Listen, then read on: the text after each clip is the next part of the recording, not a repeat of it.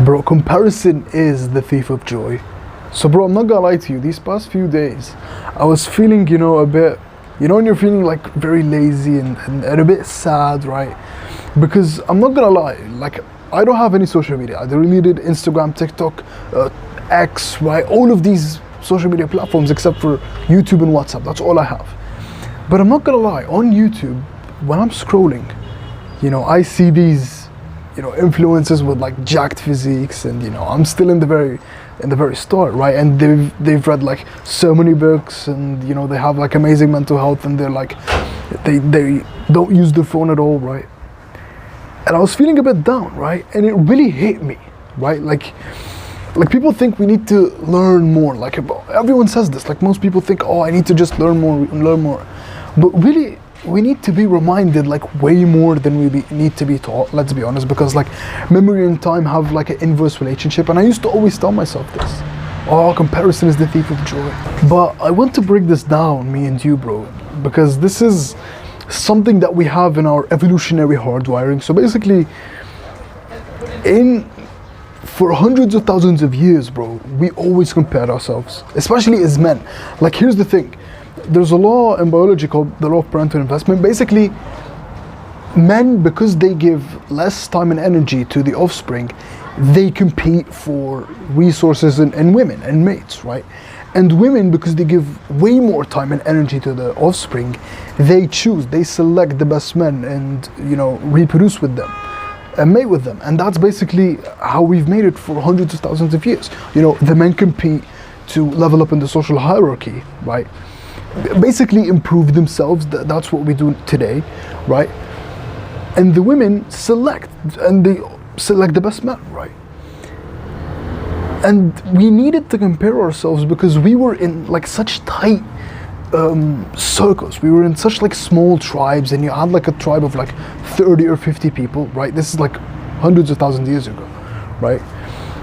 So we had to compare ourselves with each other to be the best. But the thing is now, like, and this is why I think like so many young men have all this like stress and pressure on them.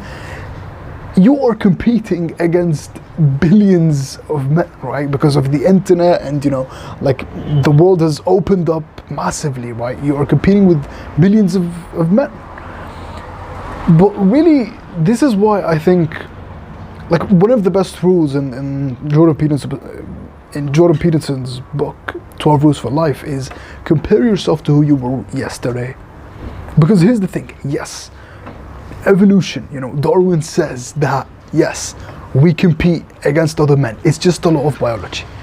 It's just a law of biology. And like me and you, bro, we have serotonin. Basically, it's like this serotonin system. Basically, it's like a metric or like a gauge for where you are in the social hierarchy. And this dictates like literally everything in your body, in your physiology. So your posture, like, are your shoulders back, and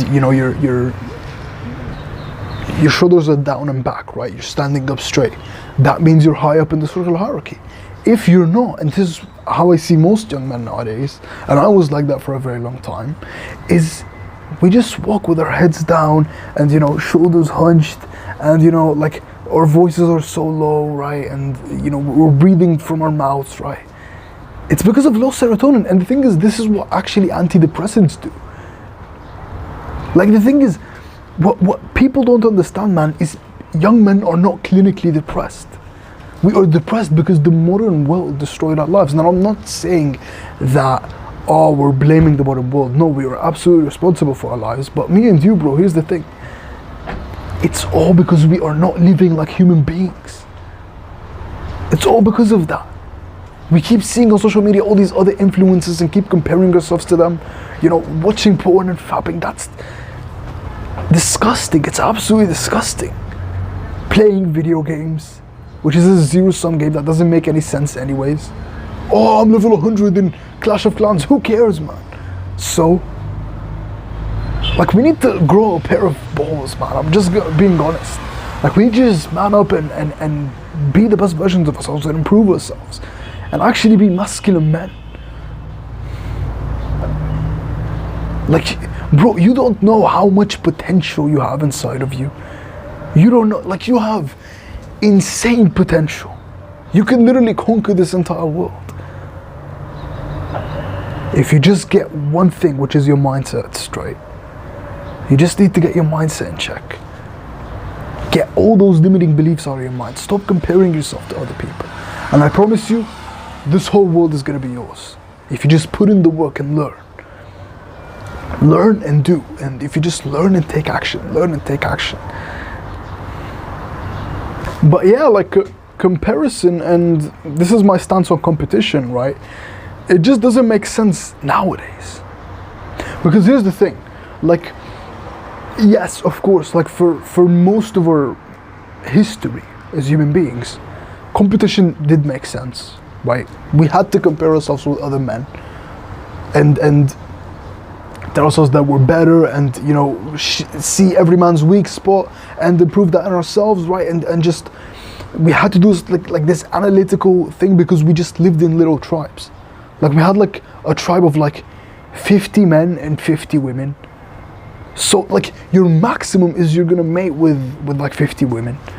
But now you have like everyone on the internet, like billions of men and billions of women on the internet. So literally, like, I think right now the best move is just compare yourself with yourself. And because here's the thing, another thing is, yes, nature demands competition, but another thing, nature is not fair.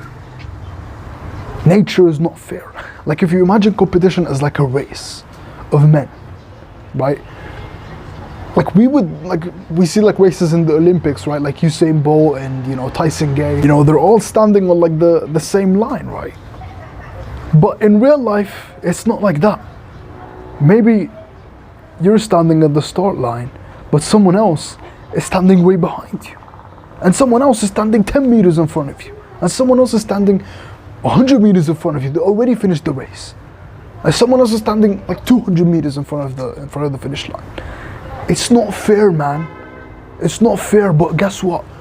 I'm responsible for my life, and you're responsible for your life. And that's really the meaning of life if you think about it. It's just responsibility. Taking control of your life. Taking control of your life, man. That's what most young men just cannot do. Because there's just too much pain and commitment that they just can't do it. But I know you can, bro. And I know you've always wanted it, you've always had it inside of you to be the best version of yourself, to improve yourself. And guess what? Maybe you have bad genetics, maybe you're short and you think you're unattractive to girls because of all this black pill BS, right? That's just cope, it's just pure cope. It's just young men giving up, and guess what? If young men gave up on their dating life, me and you can help them. Like this is another thing with comparison. Like me and you, bro, we keep seeing on social media like looks maxing is like booming nowadays, right? Looks maxing, if you don't know, is just like trying to improve every single little part of your body, right? Little part of your looks. So like that's really what girls think about. The thing is, like most men think that, oh, women, because I'm attracted to beautiful women, the men are gonna be, like women are gonna be attracted to beautiful men. But that it just doesn't make any sense. It's just gay. I'm just being honest. Like, it just doesn't make any sense. What women are actually attracted to, yes, it's split into short-term and long-term, but if you actually want like a long-term relationship, it's status, it's money, it's power, it's resources. And if we think about it, like when we were living in little tribes, like hundreds of thousands of years ago, yes, of course, men were attracted to like beautiful women because those are signals of genetic quality that basically that women will give you like healthy children and can, you know, take care of them and breastfeed them and give birth and all those things, right? But a woman needs way more because of course she gives way more time and energy to the offspring. So what a woman needs is she needs resources. That's the most important thing. It's by far the most important thing, resources. It's a man who can provide a shelter for the woman, who can provide food for the woman, who can provide water for the woman.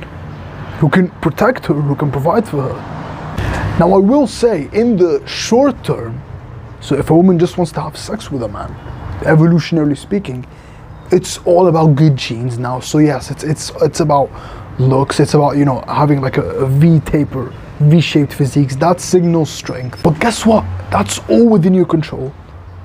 Like a man with good genes is a man like who has like, not like Arnold Schwarzenegger, but like, you know, who's fit and healthy and has like a V-shaped physique, who has like masculine features, right?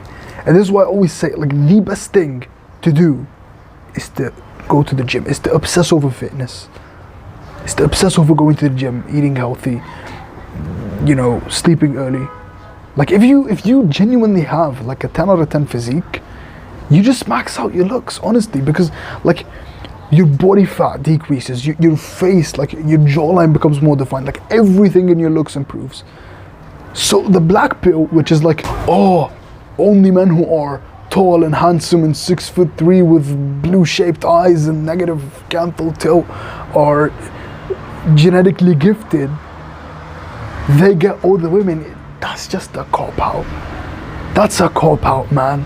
It makes no sense. And if you don't believe me, just study biology, just study evolution. Like read David Buss's books. Or you know what, just read female porn, what women actually like desire. Read romance novels, and they're all about men with resources. You know, if you look at Pride and Prejudice, which is like one of the most popular romance novels of all time, Mr. Darcy is a landlord. He's very high status, he's very rich and wealthy, right? He has all the land. You look at Christian Grey, he's a billionaire, right? It's all about status and money in the long term. Now, of course, romance novels, they are just fantasy, but they do explain what women desire. Which is, in the long term, in a long-term relationship, resources, cues to resources. So yeah, I know I went on a bit of a rant there, but really, like, so many young men nowadays, we just keep comparing themselves to, oh, this looks maxing, oh, I need to grab a hammer and just do this, I don't know what it's called, man, bone breaking or bone smashing, all this BS, man. Like, looks maxing is just a cop out. And the thing is, I used to buy into that. I used to think, oh man, I'm brown skinned, I'm Middle Eastern, I can never be attractive to girls. And it was just a limiting belief inside of me, right? Everything is within your control. You just need to be responsible. That's what I'm saying. The reason most young men believe in like the red pill, like you just need to be genetically gifted, is because they've already given up. It's just a cop out. Like I always talk about, like a man's SMV, and you can read biology, evolution, psychology, it all comes down to this. Romance novels, looks, money, status, and your personality. All of these things are within your control. All of them. Now, what black pillars do is they look at just one pillar and they look at this one small thing within looks, which is just one pillar of your SMV, and they say, "Oh, you don't have negative canthal tilt, so you're not going to be attractive." What is that bullshit? What is that nonsense? Okay, so you want to convince me that hundreds of thousands of years of evolutionary hardwiring and biology, and women are just gonna change their opinion today? I just want men who are genetically gifted. What is that nonsense? And I think like most young men believe this because they see like a reel of like Chico, right? You know, he's like a very famous male model, right? But that's why it is. It's yes, of course, like being attractive is attractive in the short term. This is the thing that I'm trying to get really clear. It is attractive in the short term, right? Being genetically gifted. But the reason like so many women like are just really attracted to Chico is not just because of his looks, it's because he has like so much money. Like he's very wealthy, he's probably like a multi-millionaire now, because he's one of the most, another thing, like he's very high status, so he's one of the most famous male models in the world. And you know, he has this like calm, you know, confident, even shy personality. It's never, like, women will never, this is what I learned, right? Will never ever be attracted to a man just because of his looks, or just because of his money, or just because of his status. Like, money and status are the most important thing, of course, in long-term relationships. But it's really always about those four pillars: looks, money, status, and personality, right? So yeah, I know, like, yes, this video is about comparison, but I just wanted to clear this out because I see there's just so many young men who actually genuinely want to improve themselves, but this stupid black pill movement has just like made them lose hope, which just makes me sad. So like, bro, everything is within your control. Everything is within your control. Like your SMV, looks, money, status, personality, it's all within your control. Yes, looks, there's just this, like, 20% of your looks aren't in your control, and that's just, it's just genetics. Like, you just can't do anything about your eye shape or you know, your bones. You can actually change your bones through weightlifting, by the way, through fitness, right? But you can actually change your jawline through, you know, training your jaw muscles, right? Like the masseter muscles. You can change your haircut. So really, like what black pillars are arguing about is just like 10%. Just 10% of your looks that you can't control. Oh, then you're doomed. It's just BS, man. It's just BS. So yeah, like, we need to stop comparing ourselves to these looks maxing black pill influences, man. All right.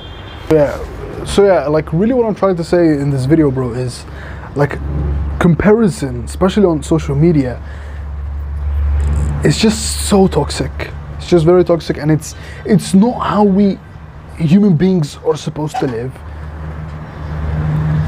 Like I said, and I think, like, the best comparison is yourself. Like, comparing yourself to who you were yesterday, because first of all, that's the only person you can actually compare yourself to, because everyone is uniquely different. Everyone has a different fingerprint and completely different DNA, right? And second of all, that's how to actually make the most progress. You know, swimmers, right? Like competitive Olympic swimmers, this is something I've learned. The first lesson they learn is don't look to your sides. You know, when they're like swimming, right? And you know, like one person is swimming, and then next person, and then the next person, and they're in this, like, you know, like they're all next to each other, right? The first lesson they learn is don't look next to you. Basically, don't look to your competition, don't compare yourself. That's what Michael Phelps talks about, the greatest swimmer of all time. The reason for that is because if they look to the side, they can waste just 1 millisecond and lose. So they have to just focus down or in the front, right? They just have to look down or in front of them, but never to their sides, because that's just gonna waste that little millisecond that will actually make them win. And it's so applicable to real life. Like, all we have is time and energy, so we can't waste that time and energy focusing on someone else. Like, all that time and energy, all of that focus should be put into you becoming the best version of yourself, and to nothing else. Comparing yourself with yourself, that's it. Now, how do I know if I got better than I were yesterday? Like, what's like the metric, right? And that's a great question. And really all it comes down to is this: delaying gratification. Do something that is painful now and pleasurable in the future, and good for you and beneficial for you in the future. That's really all success comes down to this: delayed gratification. So I'm gonna give you a couple of examples. Like, for example, if today, right, all you did, you read Atomic Habits for like like one page of Atomic Habits, right? But yesterday you didn't read that page, you got better than yesterday. If today you did one push-up you didn't do yesterday, you got better than you were yesterday. And here's the thing, you don't, like, tomorrow it can be 2 pages and tomorrow it can be like 2 push-ups and you can keep increasing it. But here's the thing, like at some point in your self-improvement journey you reach like a limit. Like for example, I can tell you a story.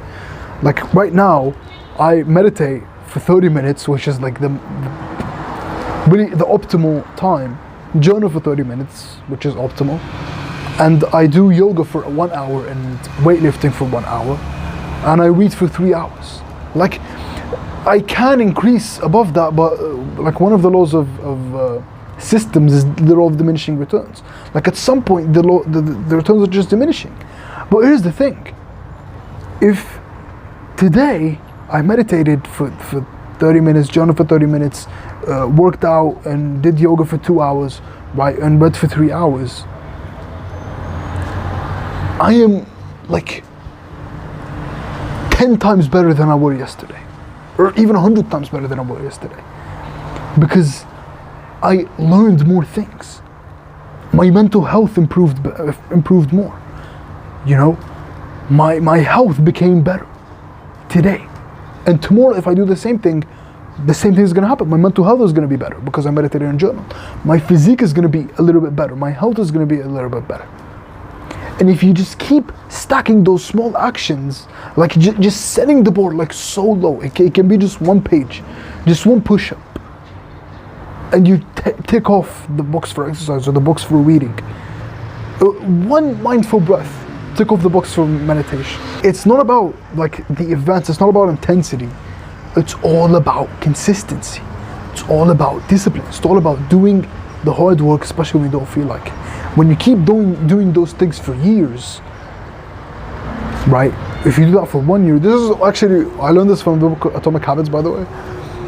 If you keep doing those small things for a year, you don't just get like 1% better, you get like 100% better. Like you actually you don't just get like 1 time better or 10 times better, you get like 36 times better. Like this is really what the book Atomic Habits talks about. It's just like if you improve 1% every day, at the end of the year you improve 36 times. And I know, like, I've read so many freaking habit books, but this is the best book on habits, by the way, right?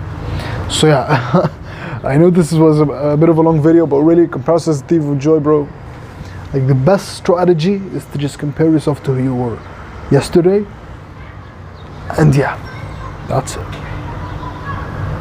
And another thing, the final thing I would say is, but this is what I do, is I compare myself to who I were yesterday and compare myself to the people I want to be like. So I also compare myself to Alex Hormozi and Charlie Morgan and Hamza and Iman Gadzhi and all these people I want to be like in the future. And that's it. That's it. So yeah, bro, that's why comparison is the thief of joy. That's what I learned, and as always, we're in this together. We will make it.